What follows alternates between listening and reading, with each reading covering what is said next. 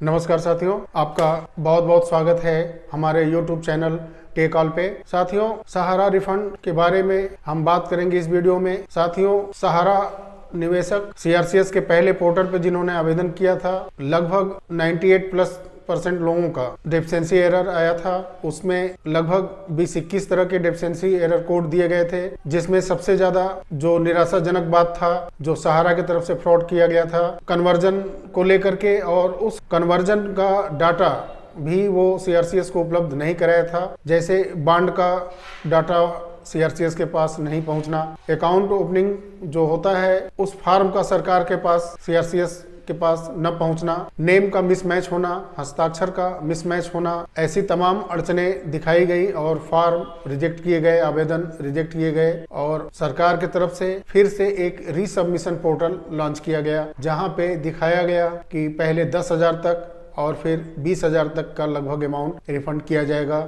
उसके ऊपर का जो अमाउंट है वो अमाउंट जारी करने के लिए एक सूचना जारी की जाएगी, एक डेट दिया जाएगा।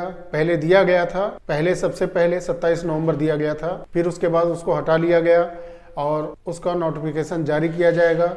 उसके बाद 20,000 के ऊपर जिनके अमाउंट जमा है सहारा में, वो फिर रिफंड के लिए वहां से क्लेम करेंगे। साथियों, जो डेफिशिएंसी एरर आए थे, सारे कोड के बारे में मैंने एक तो वीडियो पूरा इसी पे बनाया हुआ है। 1 से 21 तक का जो एरर था उसके बारे में पूरा मैंने बताया हुआ था और स्टेप बाय स्टेप सारी चीजें अपने माध्यम से आप तक पहुंचाया था।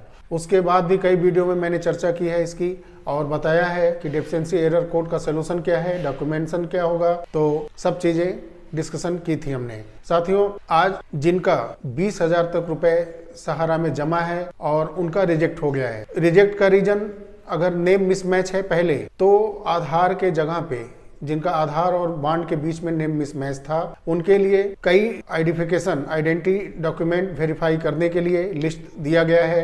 पैन कार्ड है, बैंक का पासबुक है, मैरिज सर्टिफिकेट है, वोटर आईडी है, जॉब कार्ड है और ऐसे कई चीजें हैं। उसमें लगभग 10-11 तरह के आइडेंटिटी वेरिफिकेशन के लिए उसमें डॉक्यूमेंट लिस्ट दिए गए हैं।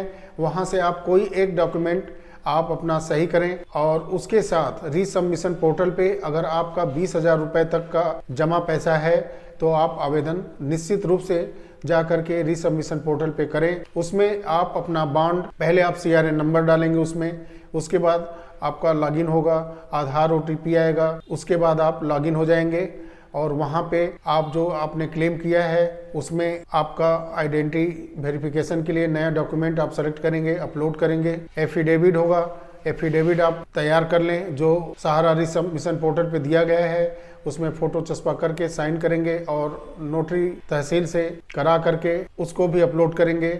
और वहाँ पे सारी चीज़ों पे आपके साइन स्वप्रमाणित होने चाहिए, चाहे वो आपका कोई आइडेंटिटी हो डॉक्यूमेंट, उस पे आपका साइन होगा, शपथ पत्र पे साइन होगा ही। तो सारे जो भी डॉक्यूमेंट आप लगाते हैं उस पे आप साइन अवश्य करिएगा और वहाँ अपलोड करिए। और अपलोड करने के बाद जिनका 20,000 तक जमा है उनका पैसा रिफंड मिलेगा। ये तो नेम मिसमैच था और ये हस्ताक्षर मिसमैच में भी यही करना होगा। जिनका ये 2 एरर आया हुआ है वो फिर से दिए गए डॉक्यूमेंट लिस्ट से डॉक्यूमेंट लेंगे और उसका एक फ्रेश साफ सुथरा जेरॉक्स करेंगे, फोटो कॉपी करके उस पे साइन करेंगे। साइन करने के बाद स्कैन करेंगे और जो डीपीआई का लेबल दिया गया है वो फ्रेश होना चाहिए, उसी लेवल पे होना चाहिए। कोई भी धुंधला, फटा हुआ, कटा हुआ या ओवर राइटिंग किया हुआ आप दस्तावेज अपलोड नहीं करेंगे। ये तो 20,000 तक का था जिनका नेम और हस्ताक्षर मिसमैच था। लेकिन जिनका सीआरसीएस की तरफ से डेफिशिएंसी एरर कोड दिखाया गया है कि उनका डाटा सीआरसीएस के पास मौजूद नहीं है और वो अब जब आप रीसबमिशन पोर्टल पे आवेदन करेंगे, जिनका डाटा पहले से मौजूद नहीं था सीआरसीएस के पास, तो उनका आवेदन वो पहले लिखा है कि आपका डिजिटली सहारा की तरफ से वेरीफाई करने की कोशिश करेंगे और सहारा ऑफिस में आपका जो बॉन्ड का स्कैन करके रखे हुए थे, आपके फॉर्म का स्कैन करके रखे हुए थे, हस्ताक्षर अपलोड नहीं किया था, तो जैसा सूचना मिला है कि सहारा ऑफिस से ये चीज़ें अपलोड की जा रही हैं, सीआरसीएस के पास भेजी जा रही हैं। तो एक तो ऑप्शन है कि जिनका सीआरसीएस ने डेफिशिएंसी में दिखाया था कि डाटा इनका मौजूद नहीं है, उनका वो डिजिटली वेरीफाई करेंगे। लेकिन अब क्या हो रहा है, मेरे यहाँ से आवेदन किए गए थे जिनके, कई लोगों के काफ़ी लोगों के पैसे आए थे, लेकिन सेकेंड जो 20,000 के अंदर का था, सेकेंड वाला जो इंस्टॉलमेंट है वो अभी नहीं आया हुआ है। फर्स्ट वाला कई लोगों का आया है, लेकिन जिनका डाटा मौजूद नहीं है, ऐसा कुछ अगर दिया गया था, ऐसे लोगों के लिए कई लोगों के पास फ़ोन कॉल आ रहे हैं सहारा के कस्टमर केयर से। उसमें बोला जा रहा है कि आप अपने ब्रांच पे जाएं और अपने फॉर्म को सही कराएं, फॉर्म को अपलोड करें और जो बॉन्ड आपने लिया है उस बॉन्ड को फिर से अपलोड कराएं। कई लोगों को मैसेज आया होगा और जितने भी हमारे साथी ये वीडियो देख रहे हैं, हो सकता है उनमें से भी कई लोगों के पास ये मैसेज आया हो कि आप अपने ब्रांच पे जाइए और वहाँ जा करके अपने बॉन्ड को, अपने फॉर्म को, हस्ताक्षर को, नेम को सही करिए और फिर से आप रीसबमिशन पोर्टल पे आकर के आवेदन करिए। तो या तो आप ब्रांच पे जा सकते हैं, या आप अगर डिजिटली वेरिफिकेशन पे भरोसा है तो आप CRCS के रीसबमिशन पोर्टल पे जा करके आप 20,000 तक का अगर आपका निवेश है तो आप क्लेम कर सकते हैं। साथियों, माननीय सुप्रीम कोर्ट की तरफ से सरकार को CRCS के माध्यम से जो पोर्टल लॉन्च हुआ था, 9 महीने के अंदर 5,000 करोड़ रुपए सहारा निवेशकों का पैसा वापस करने का आदेश था, लेकिन तय सीमा में जो 9 महीने का समय था उसमें सरकार नहीं कर पाई। इसका कई कारण सामने दिख भी रहा है कि सहारा के फ्रॉड की वजह से, सहारा के डाटा सही तरीके से CRCS के पास नहीं भेजने की वजह से, तमाम लापरवाही जो किए गए थे वर्षों पहले, कई वर्ष पहले, उसके कारण से कई उपनिवेशकों का क्लेम होने के बाद भी पैसा रिफंड नहीं आया। तो इसके कारण सरकार ने माननीय सुप्रीम कोर्ट के सामने डेट को आगे बढ़ाने का प्रस्ताव रखा है। जो 9 महीने दिया गया था सुप्रीम कोर्ट की तरफ से, उसको और आगे बढ़ाने का आदेश लेने की सरकार की तरफ से मंशा है और आदेश मिल भी चुका है। ऐसा कुछ सूचना मिला है कि सरकार को समय दिया गया है, क्योंकि सरकार ने अपना पक्ष ये रखा है, लेकिन ये 14 दिसंबर को नहीं हुआ था। उसके बाद ये सरकार की तरफ से पक्ष रखा गया है कि तमाम जो ये डेफिशिएंसी एरर कोड आए हैं, पेपर को सही कराया जा रहा है, जिसके वजह से सहारा निवेशकों का पहला इंस्टॉलमेंट और ये दूसरा जो 20,000 तक का पैसा रिफंड करना है, ये नहीं हो पा रहा है, नहीं हो पाया है। तो इसके लिए उनको समय कुछ दिया गया है और वो समय के अंदर इनको 5,000 करोड़ रुपए जो मिला है सेबी के खाते से CRCS को, ये इनको हर हाल में तय सीमा के अंदर अब रिफंड करना होगा सहारा निवेशकों को। सहारा निवेशकों के लिए सबसे बड़ी समस्या है, जिनका डाटा CRCS के पास नहीं पहुंच पा रहा है, उनको निश्चित रूप से घबराहट होनी ही है, क्योंकि जब तक डाटा CRCS के पास मौजूद नहीं होगा उनका पैसा रिफंड नहीं मिलेगा। तो ऐसे लोगों के लिए 2 ऑप्शन है, या तो आप ब्रांच में जाएं, जैसा कि कस्टमर केयर से मैसेज भी आ रहा है कि आप ब्रांच पे जाके चीज़ें सही कराइए, अपनी पेपर्स सही कराइए और फिर से आवेदन करिए, या तो आप डायरेक्ट रीसबमिशन पोर्टल पे जाएं, आवेदन करें और वो डिजिटली वेरीफाई करें, जिसमें काफ़ी समय लगेगा। तो सबसे पहला यही एक आपसे रिक्वेस्ट है कि आप अपने निकटतम ब्रांच में हो सके तो जाएं और वहां से अपने पेपर को सही करा के फिर से रीसबमिट पोर्टल पे अपलोड करें। तो साथियों, डेथ क्लेम के बारे में, जिनके घर में जिस पर्सन ने पैसा जमा किया था और वो पर्सन अब डेथ कर चुके हैं, तो जो नॉमिनीज होंगे वो आवश्यक पेपर अवश्य रख लें। जैसे जो पर्सन डेथ कर चुके हैं उनका डेथ सर्टिफिकेट, अपना खुद का आधार और बैंक पासबुक, जो आधार से आपका सीडिंग हो वो बैंक पासबुक होना चाहिए, और बैंक पासबुक भी फोटो चश्मा होना चाहिए, बैंक से प्रमाणित हो। और आप अपने एजेंट से या ब्रांच में अगर हो सके तो संपर्क जरूर करें। नॉमिनेशन के मामले में उचित दस्तावेज की जानकारी लेकर के और सारे बॉन्ड जो पर्सन डेथ कर चुके हैं, सारे बॉन्ड, आधार, बैंक पासबुक, डेथ सर्टिफिकेट, ये तो मूल दस्तावेज हैं ही। और आप संपर्क करें ब्रांच में, अगर कोई दस्तावेज छूट जाता है तो वहाँ से आप संपर्क करें और उसको तैयार कर लें, जरूरी है, ताकि आप क्लेम करें तो पेपर की कमी की वजह से फिर आपका 2-3 महीने न बर्बाद हो। साथियों, 5 लाख या 5 लाख के ऊपर जिनका जमा है, उसमें इनकम टैक्स कुछ दिन पहले पोर्टल पे अपडेट किया गया था और मांगा गया था income proof, income tax return file का सर्टिफिकेट। साथियों, अभी वो पोर्टल से हटा दिया गया है।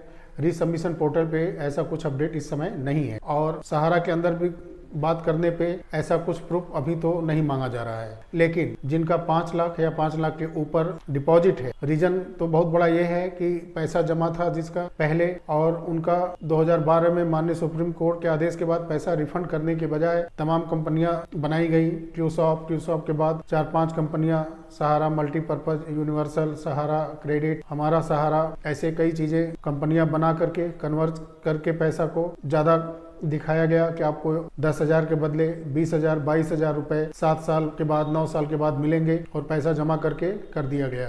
तो ऐसे समय का कोई भी बिजनेस प्रूफ, इनकम प्रूफ कैसे देगा, जबकि उस समय सहारा में कोई ऐसा कुछ पेपर वर्क नहीं होता था, ना मांगा जाता था। नॉर्मल सा एक अकाउंट ओपनिंग किया जाता था। कुछ जगहों पे आइडेंटिटी एड्रेस वेरिफिकेशन के लिए कुछ पेपर लिए जाते थे, कई जगहों पे लिए ही नहीं जाते थे, और एजेंट अपने थ्रू खाता खुलवा करके बॉन्ड दे दिया करते थे। तो इनकम टैक्स ऐसे ही कई रीजनों की वजह से इनकम टैक्स पोर्टल से हटा दिया गया है।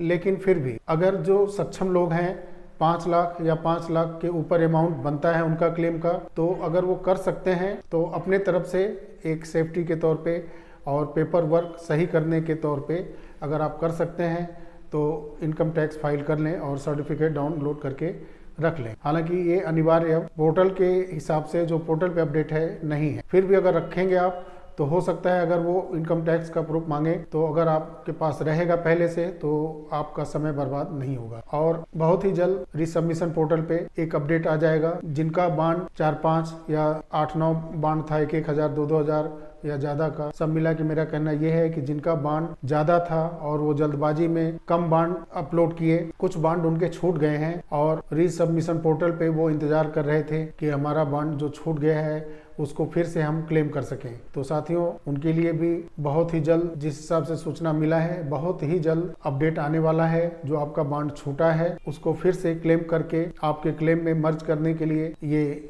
ऑप्शन आने वाला है। बहुत ही जल्द अपडेट हो जाएगा ये भी। साथियों, नए आवेदन इस समय जिनका ज्यादा पैसा है वो बिल्कुल न करें। अभी 2-3 रोज पहले ही एक एजेंट से मेरी बात हुई थी। एक कस्टमर आया था अपना पैसा क्लेम करने के लिए, रिफंड कराने के लिए। उन्होंने अभी तक क्लेम नहीं किया था और उनका ज्यादा पैसा भी नहीं था, 17,000 रुपए था। लेकिन फिर भी मैंने उनसे एजेंट का मोबाइल मंगवाया और एजेंट से बात की और उनसे मैंने पूछा कि क्या आप क्लियर हैं कि जो तमाम एरर आए थे, जिनका डाटा CRCS के पास, सरकार के पास नहीं पहुंचा है, तो आप कंफर्म है कि नहीं कि इनका सहारा के ऑफिस से आगे डाटा भेज दिया गया है कि नहीं। तो वो हिचक गए और बोले कि ये तो क्लियर नहीं है अभी।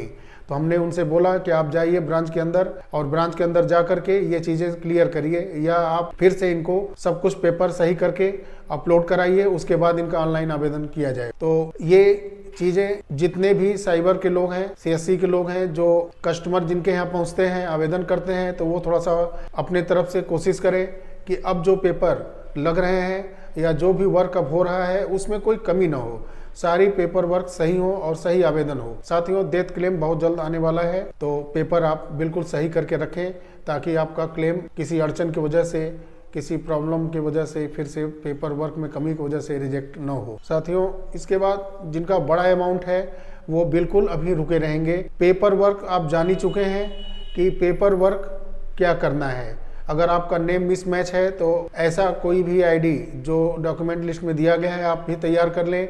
आप अपना पेपर बिल्कुल तैयार कर लें और पेपर वर्क इतना बढ़िया से कर लें कि जब भी बड़ा अमाउंट रिफंड करने का CRCS के पोर्टल पे जैसे ही अपडेट हो तो आपके बॉन्ड हस्ताक्षर मिसमैच, फोटो मिसमैच या बॉन्ड ब्रांच के अंदर से अपलोड न होने के कारण रिजेक्शन न हो। आप अपने पेपर की सारी तैयारियां कर लें, क्योंकि जब बड़ा अमाउंट रिफंड करने का ऑप्शन नोटिफिकेशन सरकार की तरफ से CRCS के माध्यम से जारी किया जाएगा तो आपके पास पेपर सभी मौजूद हों, सही मौजूद हों और सारे अपडेट हों ब्रांच के अंदर, ताकि कोई अड़चन फिर ना आए।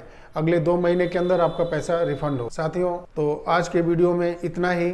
बहुत ही जल्द मिलते हैं आपसे किसी अच्छे टॉपिक पे अगले वीडियो में। तब तक के लिए नमस्कार, जय हिंद, जय भारत।